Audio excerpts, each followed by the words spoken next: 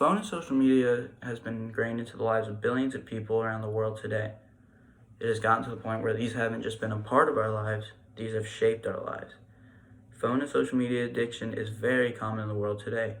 While this is a very common fact, none of the people running these companies are willing to make a change for the better of their users. Their main focuses are money and power, and that comes at the expense of the people trapped in the system in multiple different ways. Today, I will talk about how social media is manipulating its users, how addictive social media can be, and how it has created a more divided society. Being aware of the negative effects of social media, cutting down on phone and social media use, and standing up to these powerful corporations are just a few ways you can battle this problem. Social media isn't the product, we are the product. As Edward Tuff said, there are only two industries that call their customers users: illegal drugs and software. Although there are an overwhelming amount of negative effects of social media, it didn't start out like that. According to Justin Rosenstein, the person who invented the Facebook like button, he said the original purpose of the button was to spread positivity. The people who invented Twitter said they never could have imagined Twitter getting to the point where it is today when they first started the company. Social media went from a people-first industry to a money-first industry, and that has led to the downfall for their users. Because the users of social media don't pay for the product, these companies need another way to profit, and that's through advertisements. Corporations will pay social media companies to put their ads on their platform. The number of ads go up, and the number of users keep going up, which is giving companies like Facebook and Twitter much more money than they've ever had ever. Unfortunately, social media companies profit off of people's addiction, and they aren't willing to change their product. Social media addictions are now much more common for teenagers in America than not having one at all. These companies collect our data, all the clicks we've ever made on social media, and they've created an algorithm that best predicts what we want to see. It is a constant competition between social media outlets to fight for our attention. I don't know about you, but that definitely sounds like a recipe for disaster. Each time you refresh the page, something new comes up. It's like a slot machine in Vegas.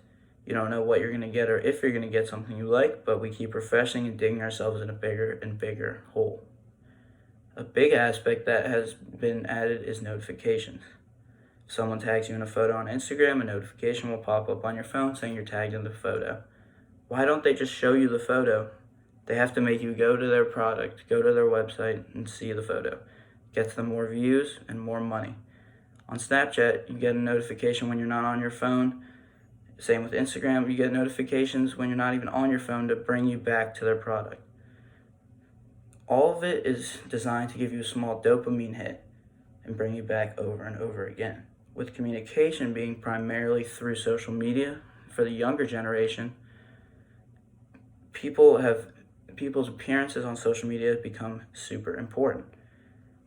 The number of likes, comments, followers have all become very important to a lot of teenagers. According to Jordan Haidt, a social psychologist at NYU, he said the number of suicides in teenage girls has gone up 70% from 2010 to 2020, and preteen girls, it has gone up 151%. And that's from the time the social media started. Something has to change. Whether you realize it or not, social media has probably changed the way you think. I know it's hard for some to believe, but it is true. Everything you see on social media, YouTube, Instagram, Facebook, you see them for a reason. These companies have designed algorithms to show their user what they want to see. It doesn't sound bad on paper, but it definitely is bad. If someone looks up mostly dog videos on YouTube, YouTube's going to recommend dog videos for them. But if people look at stuff that they agree with, say politically, every video recommended is going to be appealing to them and their political views. This reduces the amount that people see other side of the story, and it just reinsures whatever side they're on, making people more polarized. This definitely has led to the political polarization in America and continues around the world. In this age, fake news is very, very prominent. A surprisingly high amount of information that we see on social media isn't true. It has some sort of false or misleading information. Undoubtedly, this is making Americans go against each other politically. Now it's time to do your job. First, become aware of what the social media companies are doing. Most people just have these applications and don't ask questions, but you gotta look deeper into it. Social media, or second, try to cut down on social media use. I know it's very hard because it's an addiction, but there are plenty of benefits to reducing it. Finally, stand up to these tech giants. Facebook and companies alike have more money than any other company in the history of the world. It is time to stand up and change.